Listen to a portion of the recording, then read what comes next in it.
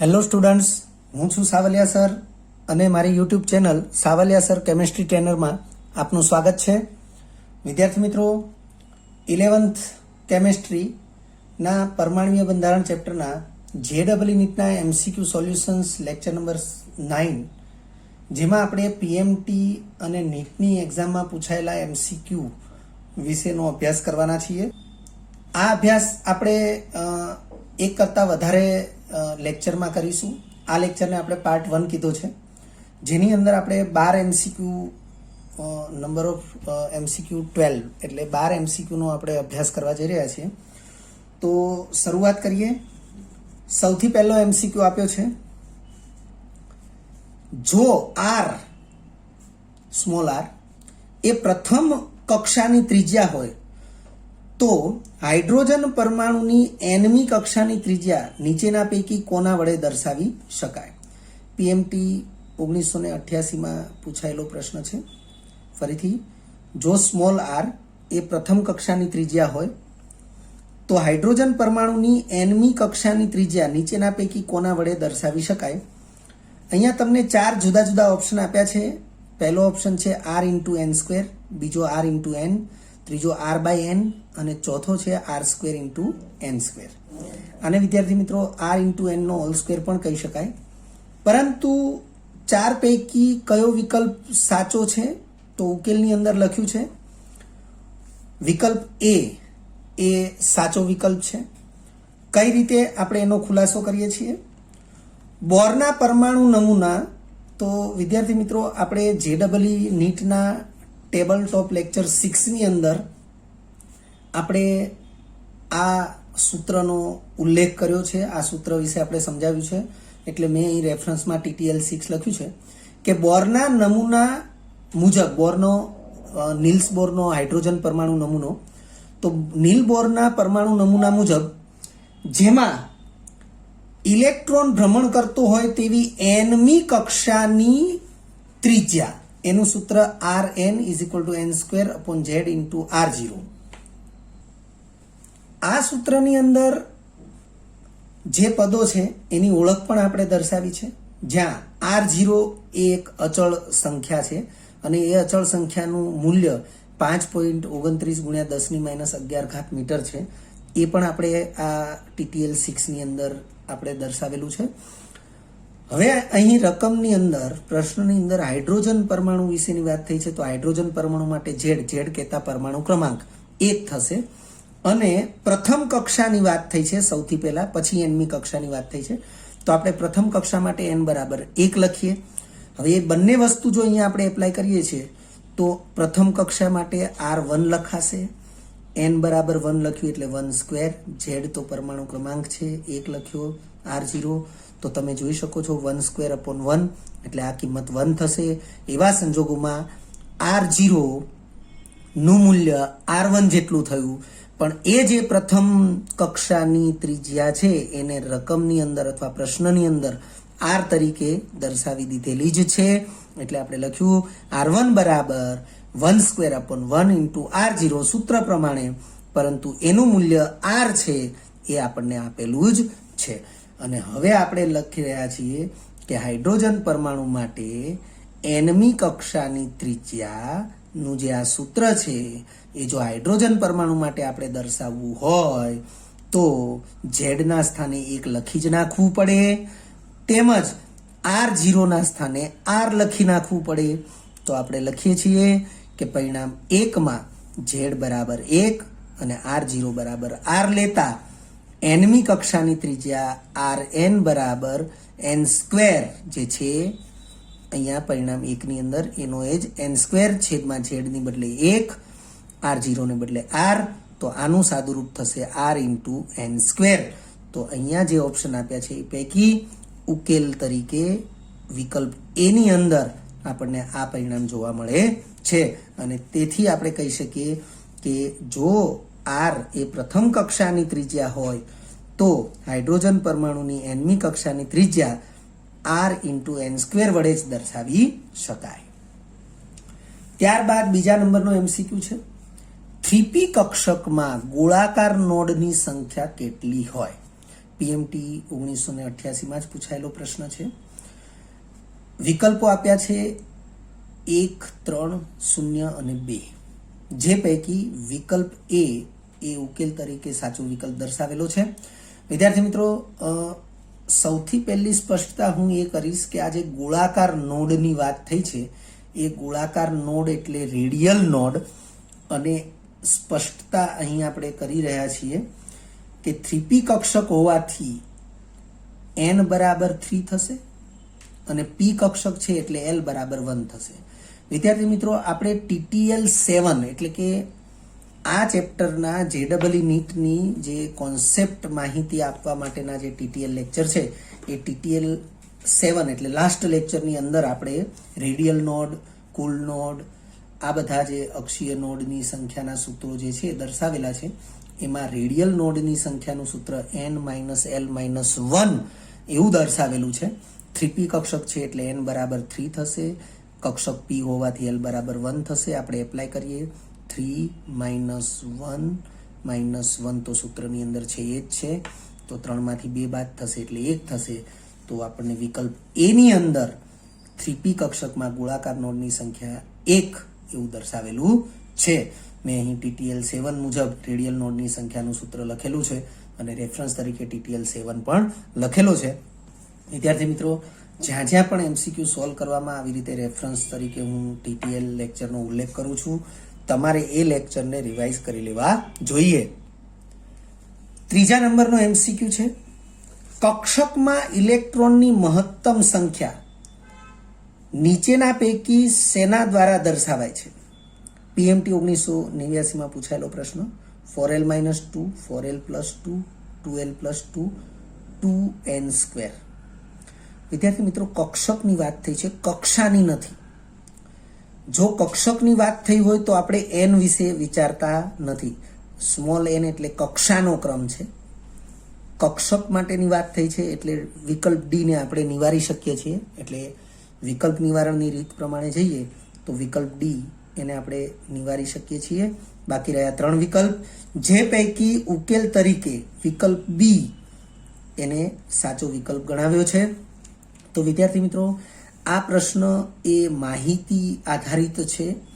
પાઠ્યપુસ્તક NCERT ટેક્સ્ટબુકની અંદર પણ આ માહિતી છે અને આપણે TTL લેક્ચરમાં પણ આ માહિતી વિશેનો અભ્યાસ કર્યો છે. અગાઉ પણ કેટલાક MCQના સોલ્યુશન માટે આ માહિતીનો ઉપયોગ કરેલો છે.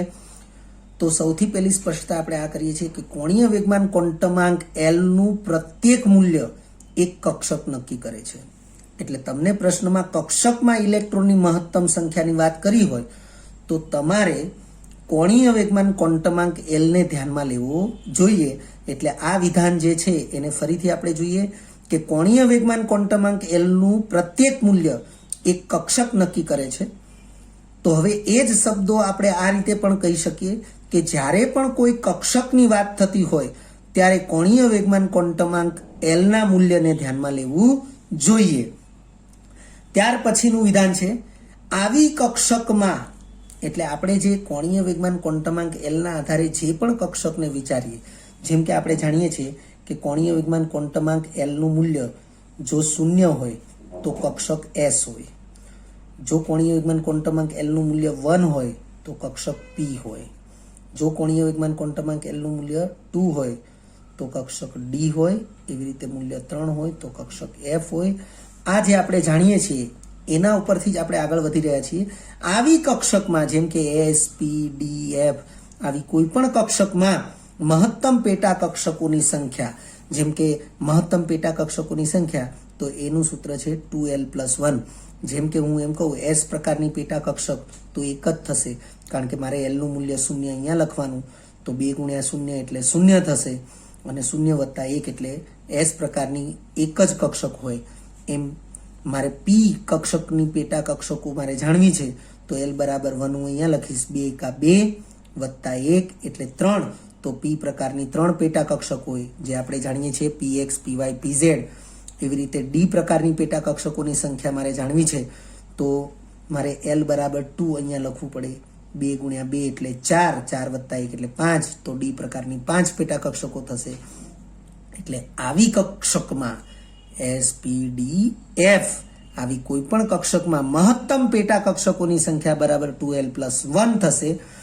તેમજ પ્રત્યેક પેટા કક્ષકમાં વધુમાં વધુ 2 ઇલેક્ટ્રોન ગોઠવાય છે. તો પ્રત્યેક પેટા કક્ષકમાં 2 ઇલેક્ટ્રોન ગોઠવાતા હોય તો પેટા કક્ષકોની સંખ્યાને 2 વડે ગુણીએ તો આપણને ઇલેક્ટ્રોનની મહત્તમ સંખ્યા મળશે. એટલે લખ્યું છે તેમજ પ્રત્યેક પેટા કક્ષકમાં વધુમાં વધુ 2 ઇલેક્ટ્રોન ગોઠવાતા હોવાથી કક્ષકમાં ઇલેક્ટ્રોનની મહત્તમ સંખ્યા બરાબર 2 કૌંસમાં 2l+1 તો ગુણાકાર કરીએ તો જવાબ આવશે 4l+2. તો આ છે કક્ષકમાં ઇલેક્ટ્રોનની મહત્તમ સંખ્યા અને એ મૂલ્ય આપણને વિકલ્પ બી માં જોવા મળે છે. ચોથા નંબરનો MCQ છે N2+ આયન. N2+ આયનમાં અયુગ્મિત ઇલેક્ટ્રોન કેટલા છે?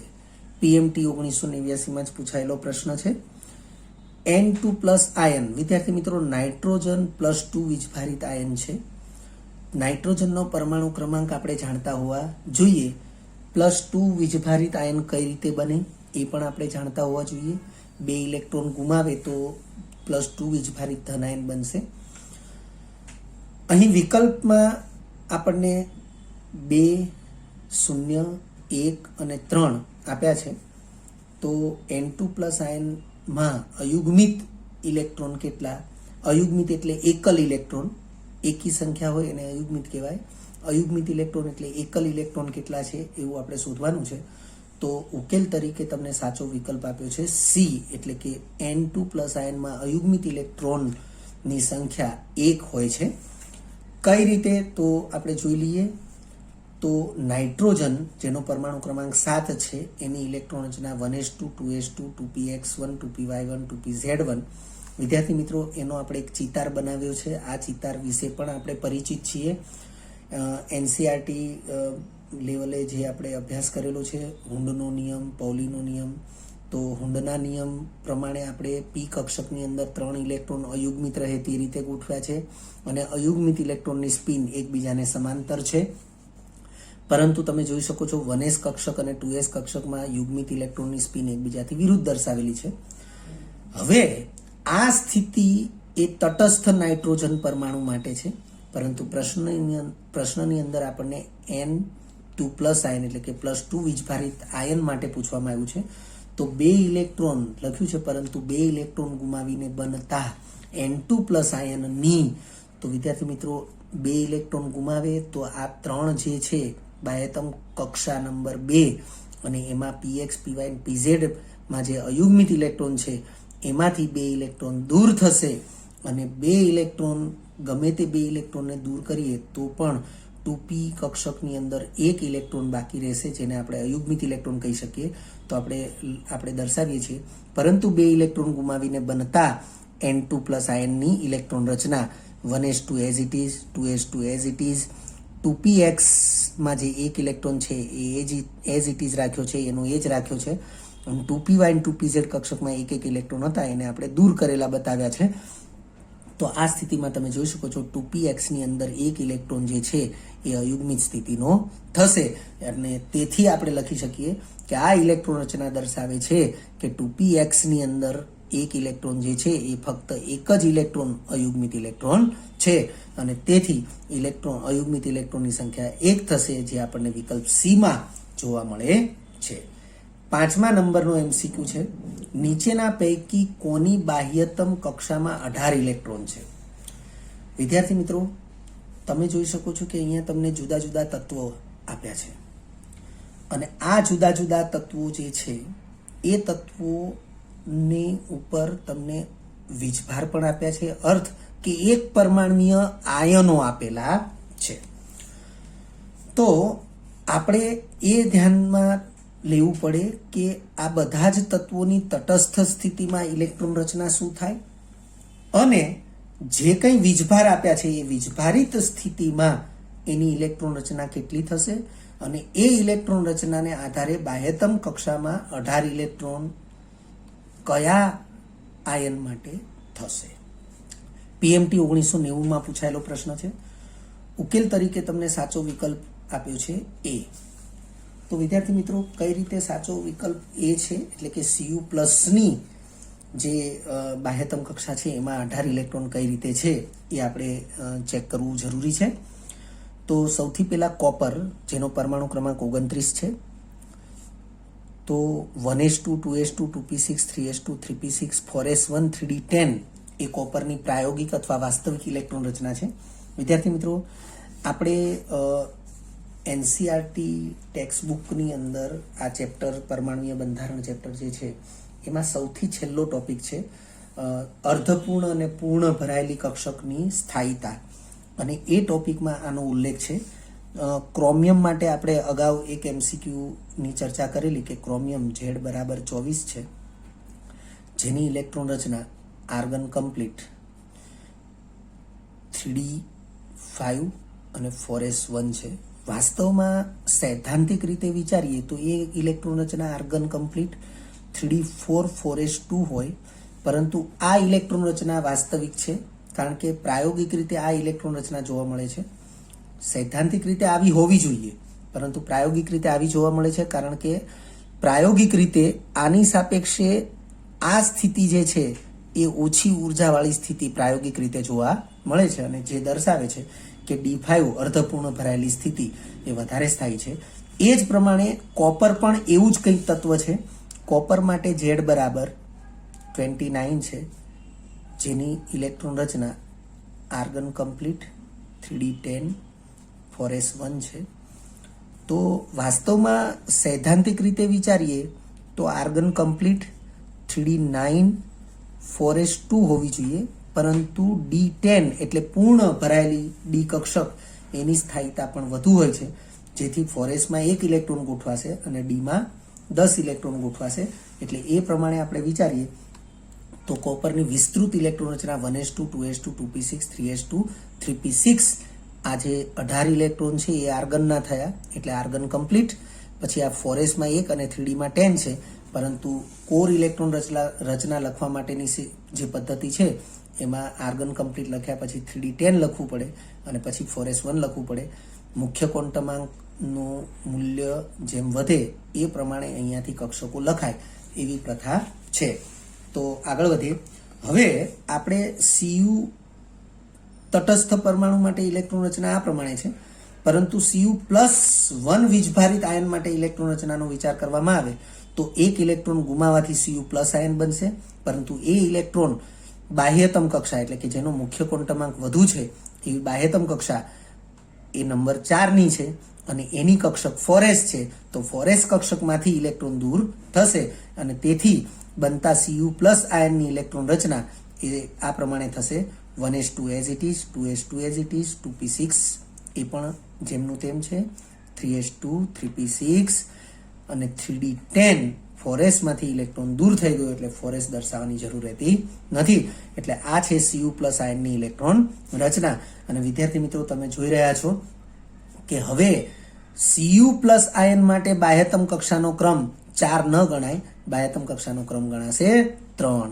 એટલે બાહ્યતમ કક્ષાનો નંબર 3 અને એની અંદરની પેટા કક્ષકો S, P અને D એના કુલ ઇલેક્ટ્રોનને વિચારવામાં આવે તો 2 + 6 + 10 એટલે 18 ઇલેક્ટ્રોન થશે. એટલે આપણે લખ્યું છે Cu+ આયન માટે બાહ્યતમ કક્ષા n બરાબર 3 થશે, જેમાં 3s, 3p અને 3d કક્ષકોના કુલ 2 + 6 + 10 એટલે 18 ઇલેક્ટ્રોન છે.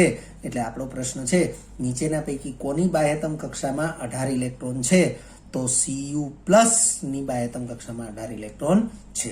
વિદ્યાર્થી મિત્રો, બાકીના જે તત્વો આપ્યા છે Ti એટલે કે ટિટેનિયમ, સીઝિયમ અને K એટલે પોટેશિયમ, તો એની જે ઇલેક્ટ્રોન રચના જે છે એના વિશે આપણે ચર્ચા કરી લઈએ.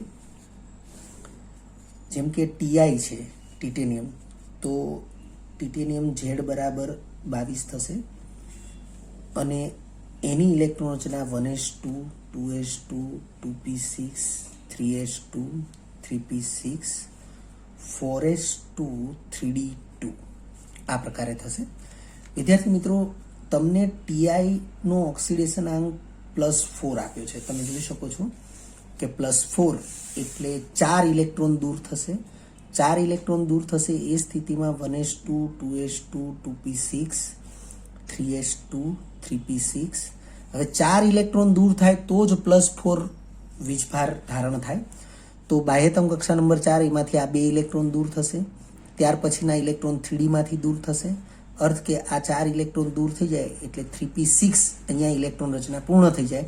હવે આ સ્થિતિમાં એની બાહ્યતમ કક્ષા 3 નંબર કહેવાશે, જેમાં ઇલેક્ટ્રોનની સંખ્યા 2 + 6 8 જ ઇલેક્ટ્રોન થાય છે, 18 ઇલેક્ટ્રોન થતા નથી. એટલે Ti+4 એ વિકલ્પ તરીકે સાચો નથી. પછી આપણે વિચારીએ સીઝિયમ. તો વિદ્યાર્થી મિત્રો, સીઝિયમ કે જેનો પરમાણુ ક્રમાંક Z બરાબર છે 55. હવે એની ઇલેક્ટ્રોન રચનાને વિચારીએ તો 1s2 2s2 2p6 3s2 3p6 4s2 3d10 4p6 5s2 4d10 5p6 અને 6s1. વિદ્યાર્થી મિત્રો, તમે ગણી શકો છો 55 ઇલેક્ટ્રોન થઈ રહ્યા છે. આ 10 ઇલેક્ટ્રોન થયા, આ પણ બીજા 10 ઇલેક્ટ્રોન થયા 20, આ 10 ઇલેક્ટ્રોન 30, આ 10 ઇલેક્ટ્રોન 40, 6 ને 2 8 ને 6 14 ને 15. તો 40 ને 15 55 ઇલેક્ટ્રોન થયા.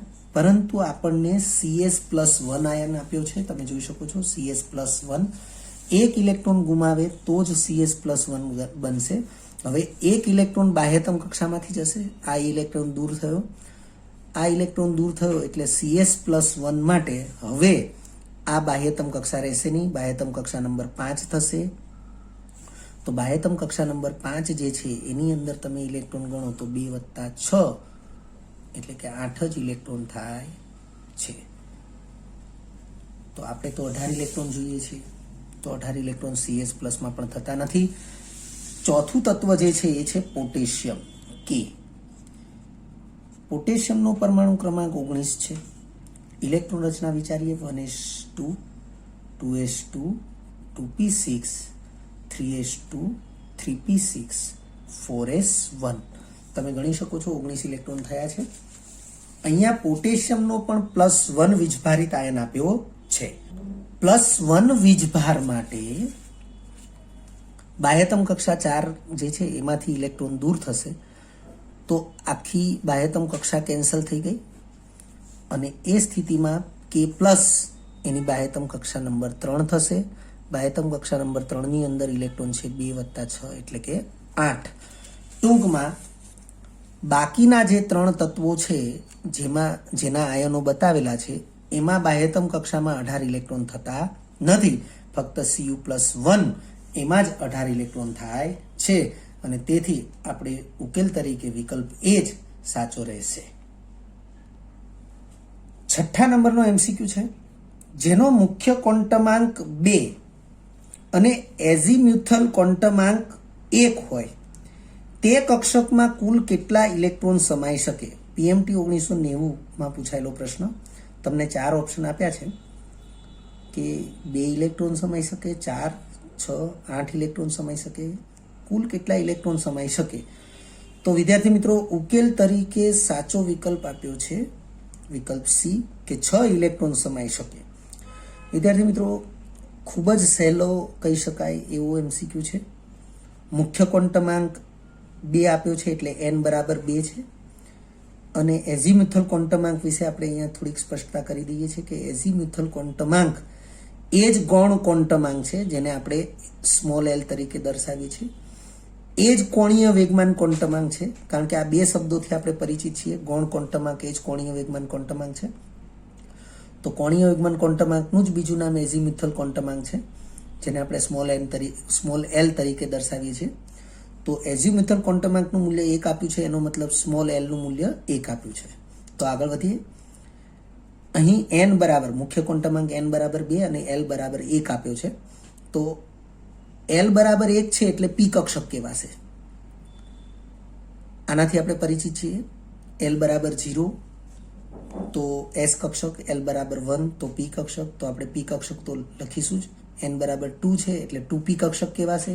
અને કોઈ પણ પ્રકારની p કક્ષક હોય તો એમાં વધુમાં વધુ 6 ઇલેક્ટ્રોન જ ગોઠવી શકાય, એટલે લખ્યું છે તેમજ 2p કક્ષકમાં મહત્તમ 6 ઇલેક્ટ્રોનનો સમાવેશ થશે.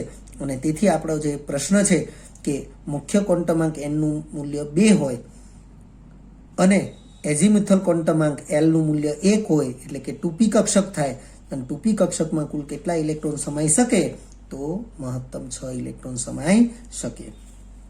આ જ વસ્તુને આપણે બીજી એક રીતે સમજીએ. અગાઉ આપણે એમસીક્યુ ને સોલ્વ કરવામાં આપણે આ જે ટિપ્સ છે એનો યુઝ કરેલો છે કે n અને l બંનેના મૂલ્યો આપ્યા હોય, જેમ કે n બરાબર 2 અને l બરાબર 1 એમ બંનેના મૂલ્યો આપ્યા કહેવાય. તો n અને l બંનેના મૂલ્યો આપ્યા હોય ત્યારે l ના મૂલ્યને આધારે ઇલેક્ટ્રોન સંખ્યા નક્કી થાય છે, n ના મૂલ્યને આધારે થતી નથી. જો n ના મૂલ્યને આધારે ઇલેક્ટ્રોન સંખ્યા નક્કી કરવાની થાય તો ઇલેક્ટ્રોન સંખ્યા ઇઝ ઇક્વલ ટુ 2n² સૂત્ર છે. પરંતુ ફક્ત l નું મૂલ્ય આપ્યું, n નું મૂલ્ય આપ્યું હોય ત્યારે જ આ સૂત્રનો ઉપયોગ કરાય. પરંતુ જો n ઉપરાંત l નું મૂલ્ય પણ આપ્યું હોય તો આપણે l ના મૂલ્યને આધારે જ ઇલેક્ટ્રોનની સંખ્યા નક્કી કરીએ છીએ. અને આથી કક્ષકની મહત્તમ ઇલેક્ટ્રોન સંખ્યા, તો l ના આધારે ઇલેક્ટ્રોન સંખ્યાનું સૂત્ર 4l+2 છે. l ના સ્થાને આપણે 1 લખીશું તો 4 × 1 4 × 4 વત્તા 2 એટલે 6 ઇલેક્ટ્રોન થશે. માટે વિકલ્પ સી એ સાચો વિકલ્પ થશે. સાતમો એમસીક્યુ ફરીથી એઝીમ્યુથલ ક્વોન્ટમાંક ઉપર જ છે. એઝીમ્યુથલ ક્વોન્ટમાંક l નું મૂલ્ય તમને 3 આપ્યું છે.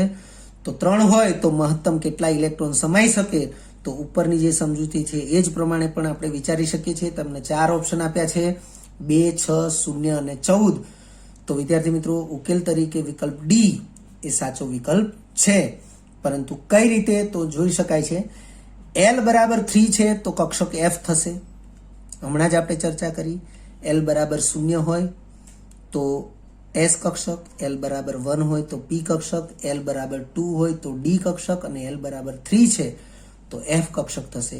અને f કક્ષકમાં મહત્તમ 14 ઇલેક્ટ્રોન જ સમાય છે અને તેથી આપણે વિકલ્પ ડી સાચો છે. અથવા આપણે આ સૂત્રનો ઉપયોગ કરીએ તો પણ થઈ શકે, અથવા કરીને લખ્યું છે, અથવા મહત્તમ ઇલેક્ટ્રોન સંખ્યા બરાબર 4l+2 l ના સ્થાને 3 લખીએ છીએ તો 4 તરી 12, 12 + 2 એટલે 14 ઇલેક્ટ્રોન થશે, જે વિકલ્પ ડી માં આપેલું છે. 8મા નંબરનો એમસીક્યુ છે. કોઈ પણ કક્ષકમાં વધુમાં વધુ 2 ઇલેક્ટ્રોન સમાય છે તેમજ તેઓના ભ્રમણની દિશા એકબીજાથી વિરુદ્ધ હોય છે. આ નિયમ કોણે રજૂ કર્યો? વિદ્યાર્થી મિત્રો પીએમટી 1991માં પૂછાયેલો પ્રશ્ન બિલકુલ માહિતી પ્રદાન પ્રશ્ન છે. Information oriented. આપણે જે માહિતી જાણીએ છીએ કે આ નિયમ કોણે આપ્યો છે, બસ એ વૈજ્ઞાનિકોના નામ અહીં આપેલા છે. હુન્ડ, પૌલી, આઉબાઉ, આઇન્સ્ટાઈન. આઉબાઉ કોઈ વૈજ્ઞાનિકનું નામ નથી, પરંતુ એક શબ્દ છે, નીચી ઉર્જા સપાટી એવો એનો અર્થ થાય છે. સાચા વિકલ્પ તરીકે બી આપેલો છે અને આપણે જાણીએ છીએ કે આ વિધાન એ પૌલીના નિષેધ નિયમનું વિધાન છે અને તેથી એની કોઈ વિશેષ સમજૂતી આપવાની જરૂર રહેતી નથી. ત્યારબાદ 9મા નંબરનો એમસીક્યુ છે. કેલ્શિયમની ઇલેક્ટ્રોન રચના શું છે? વિદ્યાર્થી મિત્રો આ પ્રકારનો પ્રશ્ન પણ ખૂબ જ સરળ પ્રશ્ન કહી શકાય. પીએમટી 1992માં પૂછાયેલો પ્રશ્ન છે. વિદ્યાર્થી મિત્રો જો કેલ્શિયમની સંજ્ઞા અને સામે એનો પરમાણુ ક્રમાંક જો આપણે જાણતા હોઈએ, જો કે સંજ્ઞાની તો આમાં કોઈ જરૂર નથી, પરંતુ પરમાણુ ક્રમાંક જાણતા હોઈએ તો એના આધારે આપણને ઇલેક્ટ્રોન રચનાનો ખ્યાલ આવશે. અને એમ છતાં ફક્ત પરમાણુ ક્રમાંક જાણી લેવાથી કશું થતું નથી. ઇલેક્ટ્રોન રચના પ્રોપર, ઇલેક્ટ્રોન રચનાના નિયમ પ્રમાણે આપણને આવડતી હોય, આપણે એની પ્રેક્ટિસ કરેલી હોય તો જ સાચો વિકલ્પ પસંદ કરી શકાય. નહીતર આવા સહેલા એમસીક્યુને પણ આપણે ખોટો વિકલ્પ પસંદ કરી અને નુકસાન ભોગવી શકીએ છીએ. ઉકેલ તરીકે આપણને વિકલ્પ બી એ સાચો આપ્યો છે. તો ખૂબ જ સરળ છે. કેલ્શિયમ જેની સંજ્ઞા Ca છે, પરમાણુ ક્રમાંક 20 છે, ઇલેક્ટ્રોન રચનામાં આપણે 20 ઇલેક્ટ્રોનની ગોઠવણી આ પ્રકારે કરી શકીએ: 1s2, 2s2, 2p6, 3s2, 3p6, 4s2. અને આ જ વસ્તુને આપણે કોર ઇલેક્ટ્રોન રચના પ્રમાણે દર્શાવીએ તો 18 ઇલેક્ટ્રોન એ આર્ગન નિષ્ક્રિય તત્વના છે, એટલે ચોરસ કૌંસની અંદર આર્ગન લખીએ. આર્ગન કમ્પ્લીટ 4s2, કારણ કે પછી 2 ઇલેક્ટ્રોન જે બાકી રહે છે 4s કક્ષકમાં જ છે, એટલે આર્ગન કમ્પ્લીટ 4s2 થશે. નિયોન એ પરમાણુ ક્રમાંક 10 ધરાવે છે. 10 ઇલેક્ટ્રોન અહીંયા પૂરા થાય છે, તો બાકીના જે છે એને આપણે બહારની સ્થિતિમાં દર્શાવવા પડે, પરંતુ એ અહીંયા છે નહીં, અને એ પ્રકારે દર્શાવેલી ઇલેક્ટ્રોન રચના એ માન્ય પણ ગણાતી નથી. આપણે એવા જ નિષ્ક્રિય તત્વને લઈશું કે જે મહત્તમ ઇલેક્ટ્રોન ધરાવતું હોય. 1s2 તો હિલિયમ છે, એમ 2s2, 2p6 10 ઇલેક્ટ્રોન થશે તો નિયોન થશે, પરંતુ હજી આગળ 3s2, 3p6 એટલે કે 18 ઇલેક્ટ્રોન થશે તો આર્ગન થશે. તો આર્ગન ની કમ્પ્લીટ ઇલેક્ટ્રોન રચના એટલે કે કોર ઇલેક્ટ્રોન રચના અહીંયા હાજર છે, એટલે આર્ગન કોર 4s2 એ કેલ્શિયમની સાચી ઇલેક્ટ્રોન રચના થશે. 10મા નંબરે એમસીક્યુ આપ્યો છે: હાઇડ્રોજન પરમાણુની nમી કક્ષામાં રહેલા ઇલેક્ટ્રોનની ઉર્જા કેટલી હોય? પીએમટી 1993માં પૂછાયેલો પ્રશ્ન. વિદ્યાર્થી મિત્રો, તમે જોઈ શકો છો કે તમને ઇલેક્ટ્રોન વોલ્ટ એકમમાં હાઇડ્રોજન પરમાણુની nમી કક્ષામાં રહેલા ઇલેક્ટ્રોનની ઉર્જા ઇલેક્ટ્રોન વોલ્ટ એકમમાં આપી હોય એ પ્રકારનું અહીંયા તમને એક સ્વરૂપ આપેલું છે 4 ઓપ્શનની અંદર. તમે જોઈ શકો છો કે અંશની અંદર તો જે સંખ્યા લખી છે એ બધી સમાન જ છે. છેદમાં n² n³ n⁴ n³ n² અને n એ પ્રકારે આપેલું છે. વિદ્યાર્થી મિત્રો, ઉકેલ તરીકે સાચો વિકલ્પ સી દર્શાવવામાં આવ્યો છે. તો આ પણ એક માહિતી પ્રદાન પ્રશ્ન છે.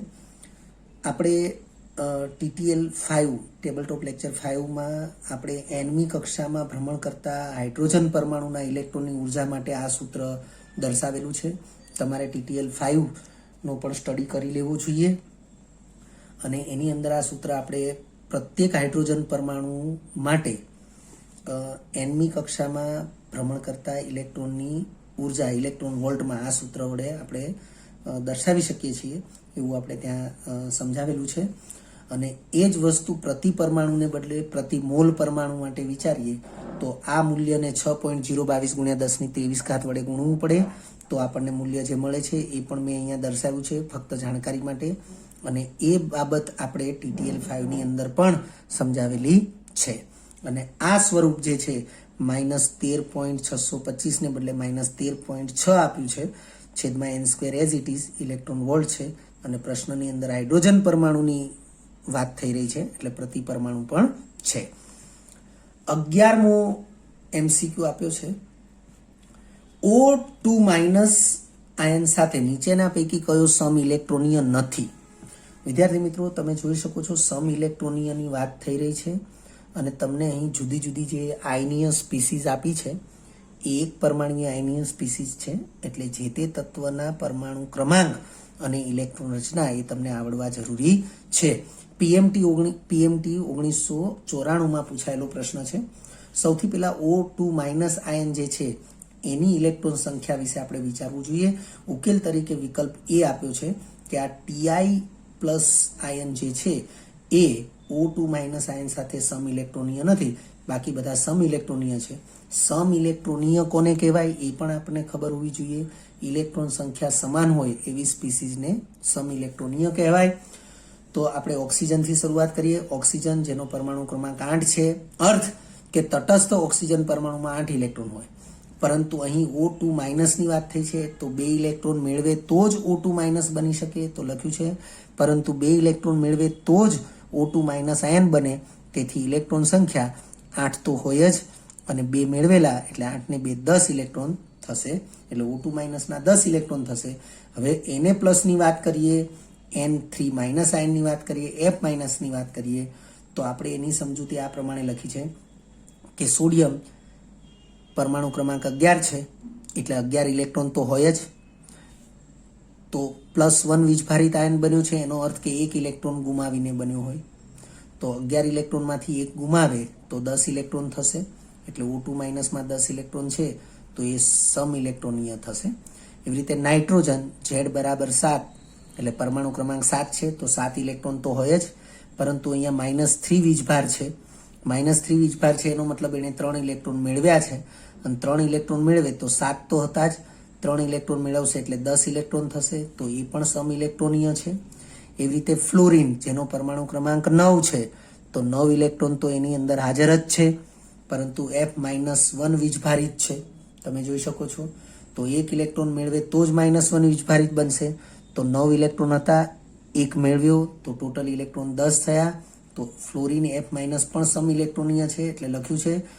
એ જ રીતે સોડિયમ Z બરાબર 11, નાઇટ્રોજન Z બરાબર 7 અને ફ્લોરિન Z બરાબર 9 માંથી અનુક્રમે 1 ઇલેક્ટ્રોન ગુમાવીને, એટલે સોડિયમ 1 ઇલેક્ટ્રોન ગુમાવીને, નાઇટ્રોજન 3 ઇલેક્ટ્રોન મેળવીને, ફ્લોરિન 1 ઇલેક્ટ્રોન મેળવીને બનેલા Na+, N3- અને F- આયનો પણ 10 ઇલેક્ટ્રોન ધરાવે છે. એટલે આ 3 O-2 સાથે સમ ઇલેક્ટ્રોનીય છે, પરંતુ Ti+, એટલે કે ટિટેનિયમ Z બરાબર 22 અને +1 વીજભાર માટે 1 ઇલેક્ટ્રોન દૂર થશે, તો 1 ઇલેક્ટ્રોન દૂર થવાથી બનેલો Ti+ આયન એ 22 માંથી 1 ઇલેક્ટ્રોન જાય તો 21 ઇલેક્ટ્રોન ધરાવે છે, અને 21 ઇલેક્ટ્રોન અને આ 10 ઇલેક્ટ્રોન તો સમ ઇલેક્ટ્રોનીય થતો નથી. ત્યારબાદ છે 12મો MCQ. લખ્યું છે નીચેના પૈકી ક્વોન્ટમાંકનો કયો સેટ સૌથી વધુ ઉર્જા ધરાવશે? PMT 1994માં પૂછાયેલો પ્રશ્ન છે. તમે જોઈ શકો છો N, L, M અને S મુખ્ય ક્વોન્ટમાંક, કોણીય વેગમાન ક્વોન્ટમાંક, ચુંબકીય ક્વોન્ટમાંક અને સ્પિન ક્વોન્ટમાંક, એના મૂલ્યોનો સેટ આપ્યો છે. ઓપ્શન A, B, C અને D એ પ્રમાણે એ મૂલ્યોનો સેટ છે. તો ઓપ્શન A ની અંદર N નું મૂલ્ય 3, L નું મૂલ્ય 2, M નું મૂલ્ય 1 અને S નું મૂલ્ય +1 છે. એવી રીતે તમને બધામાં N, L અને M અને સામે S ના મૂલ્ય તમને આપેલા છે. વિદ્યાર્થી મિત્રો, આમાંથી કયો સેટ એ વધુ ઉર્જા ધરાવશે એવો પ્રશ્ન આપણને પૂછવામાં આવ્યો છે. તો આપણને એક વસ્તુની સ્પષ્ટતા ક્લિયર હોવી જોઈએ મગજમાં કે ઉર્જા એ હંમેશા N+L ના મૂલ્ય પરથી જ નક્કી થાય છે, સાપેક્ષ ઉર્જા. તો અહીં આપણે સાચા વિકલ્પ તરીકે વિકલ્પ B ને બતાવ્યો છે, અને નોંધમાં લખ્યું છે N+L નું મૂલ્ય વધુ તેમ ઉર્જા વધુ. તો તમે જોઈ શકો છો કે અહીંયા N+L નું મૂલ્ય 5 થાય છે, અહીંયા N+L નું મૂલ્ય 6 થાય છે, અહીંયા ફરીથી 5 થાય છે, અહીંયા ફરીથી 5 થાય છે. તો સૌથી વધુ N+L નું મૂલ્ય 4 + 2 એટલે કે 6 એ વિકલ્પ B માં થાય છે. એટલે આ ક્વોન્ટમાંકનો સેટ એ સૌથી વધુ ઉર્જાનું મૂલ્ય ધરાવશે. વિદ્યાર્થી મિત્રો, જો તમને આ વિડીયો લેક્ચર ગમ્યો હોય તો લાઇક આપજો, શેર કરજો અને સબસ્ક્રાઇબ પણ કરજો. અગાઉના લેક્ચરનું રિવિઝન અને પાઠ્યપુસ્તકનું વાંચન કરતા રહેજો. આ લેક્ચર અંગે કોઈ પણ ડિફિકલ્ટી હોય તો મને વોટ્સઅપ કરી શકાય. આભાર. ફરી મળીશું નવા વિડીયો લેક્ચરમાં.